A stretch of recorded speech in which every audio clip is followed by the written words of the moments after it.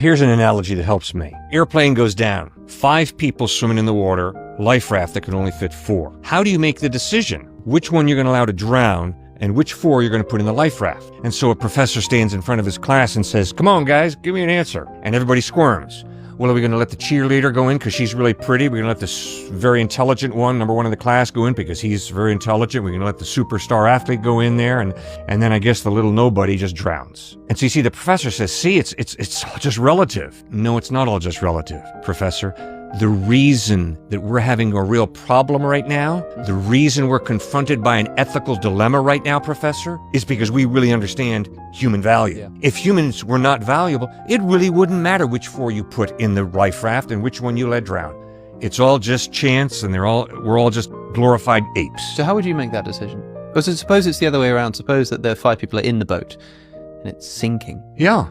And all 5 are going to die. Someone's got to get thrown out because no one's volunteering. In a way, you might say, well, I just wouldn't be willing to do that, so I'll just let the boat sink. But then you're self-sacrificing, so you may as well just jump out the boat yourself. Oh, maybe that would be your answer. Maybe it would be like, well, I'll jump out of the boat then. But, how would you go about trying to make that decision? Suppose you're not in the decision. You've got to dictate the terms of the decision-making. I mean, would you have, anything to say for a situation like that? I sure would. Not saying that I would do it, but I hope that I would sacrifice my life and jump out and let the other 4 live. That's what Christ calls me to do. Okay, suppose you're But no guarantees, obviously. I'm not claiming to be some super sacrificial guy. Suppose you're super glued to the boat, right? You can't jump out. It's not possible. You get to make the decision, and it's going down, and no one's volunteering. You're going to die anyway. You're super glued to the thing, right? You don't want to save yourself. You just know that everyone's going to die if you don't throw someone out. Or do you say, all right, everybody, I think we should all take one for the team here? Right. Is that probably what you'd say? I would try and exercise leadership. But remember now, the whole reason we're facing an ethical dilemma is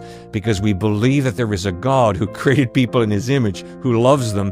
People are valuable, therefore we just can't discard a person.